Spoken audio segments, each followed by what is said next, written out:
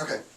The next point is the promotion of someone oppressed to a sub-oppressor does not negate the individual's oppression, right? What does that mean, right? The promotion of someone above the sub-oppressor does not negate their oppression. Imagine, if you will, plantation system. Plantation master has a group of slaves for all practical purposes. This is not Freire's example, this is my example, right? So plantation master has 1, 2, 3, 4 slaves. And there is a sub-oppression between slave number 2 and slave number 3, for the sake of argument, right? If the master promotes slave number 2 so that their roles are inversed, slave number 2 becomes slave number 3, and slave number 3 becomes slave number 2, so that there's a promotion, right? This slave is promoted over this slave. This slave is now not considered to be free, right? The promotion of an oppressed group or an oppressed individual by the oppressor still necessitates their oppression. You're still oppressed. The only thing that you have the power to do now is you have the power to sub-oppress, right? You have the power to oppress those, quote-unquote, beneath you. But you yourself are still oppressed, right, by the oppressor. So you're still caught in this chain of oppression. So that the idea of being liberated, in a sense, through the oppression of others is also false. Okay. The initial stage of the struggle is defined in terms of an attempt to identify the oppressor, right? The initial stage of the struggle, right, the struggle for freedom, right, we're always headed towards freedom, is to identify, right, and define the terms for which we can understand the oppressor, from which we can recognize the oppressor, right? So what it is, in a sense, if I were to draw this out, and I'm going to use the same relation, actually I'll just use this relationship here, right? It is a recognition of my oppression, right? It is a recognition of my oppression, so that this relationship between the oppressor and the oppressed, and my recognition as oppressed of the oppressor, becomes a dialectic, right?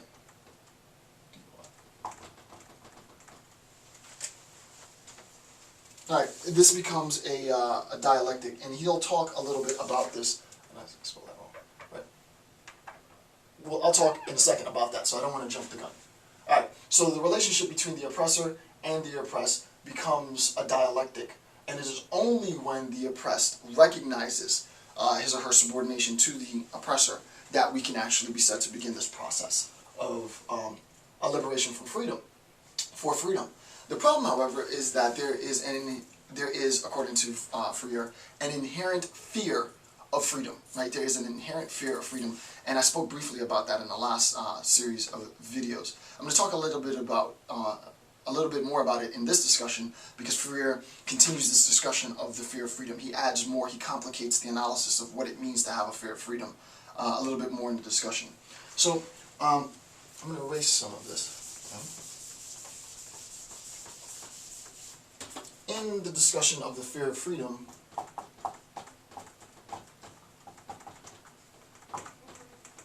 to continue it, both the oppressor and the oppressed have a fear of freedom, right?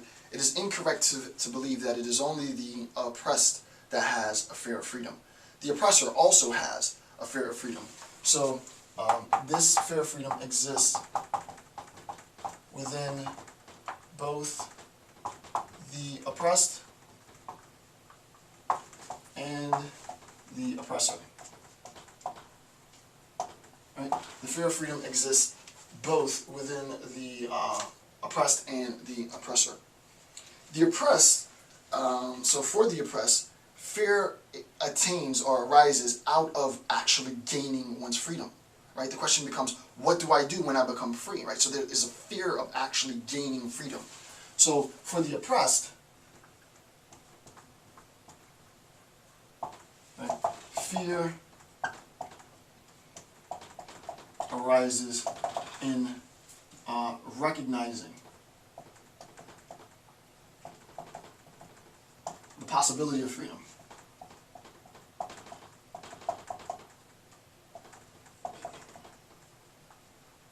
Right? So So for the oppressed, fear arises from a recognition that I can be free, right? Insofar as I recognize I can be free, and I also recognize that I am currently not free, then it becomes my responsibility in a sense, right? It becomes my responsibility to liberate myself through this act of struggle. And that's what this whole book is about, right? It's a pedagogy in which we, as oppressed people, can understand the process, this sort of methodological, systematic process of emancipation, right? Of liberating ourselves from oppression. However, this act of liberation isn't something that is only the obligation of the oppressed group, right? It is also an obligation of the oppressor. However, according to Freire, it is only the oppressed group that initiates this process, which we'll get into in a second, right? The oppressed group must reject the image of the oppressor and replace it with autonomous agency, right? What ends up happening is that the oppressed group, through the process of adhesion, so we must refute, there must be a refutation, refutation of the viability of adhesion, right? The oppressed group has to refute the viability, the function of adhesion. And remember, I said in the last video that the idea of adhesion is an emulation of the practices of the oppressor. The oppressed group at this point is beginning to recognize their oppression, right? Which is the first step in at the first level of their liberation. It's not the case that I'm just emulating the practices of oppression. Now that I recognize that oppression is a function of my existence, what I need to do is I need to refute, I need to attempt to divorce myself from the oppressive practices of the oppressors, which fundamentally means, and it's sort of technical, right? But what it basically means is that I'm going to cease being a sub-oppressor, right? I will no longer oppress those of my group who are already oppressed, right? So sort of this first reactive stance in the process of liberation is an attempt to withdraw myself from the act or practice of sub-oppression. And then you can see where it'll go from there. There's a fear, right? This fear of freedom. There's also a corresponding fear in the oppressor, right? So that the oppressed group has a fear, but the oppressor also has a fear. Right? And the question is, well, what is the fear for the oppressor? The fear, sort of perversely, is also understood in terms of a fear of losing my ability to oppress, right? There is a sense in which I maintain a discourse of power with those who are subordinated beneath me, right? Those who are accountable to me, right? And insofar as I lose that ability to oppress a particular group, I in a sense lose or am forced to transform the very sense in which I identify myself, or how I classify myself as oppressor. I cannot be properly said to be an oppressor unless I'm actively oppressing a group or an individual, right? So the fear for the oppressor is the fear of losing the ability to oppress, right? Alright, so the oppressed group has a fear, and the fear is an acknowledgement of the responsibility of liberating myself. Is challenging. Once I recognize that I am in fact oppressed, then that responsibility or that recognition has sort of a moral motivation, right? That moral motivation now is that I ought to free myself from my own oppression, right? There's this moral sort of nudge to emancipate myself from that oppression.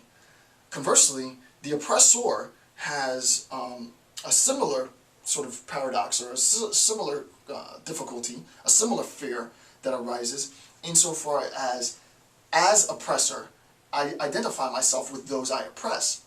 But what ends up happening is that that definition has to be transformed, right? This has to be transformed because I have a fear of not oppressing them, right? If I don't oppress them, who will I be, right? I am the one who has power. If I don't oppress them, then it's like they will have power or we will have power, and I don't want to give that up, right? So there's a fear of losing my identity insofar as I've allowed the liberation or I've fostered in the liberation of those who are already oppressed.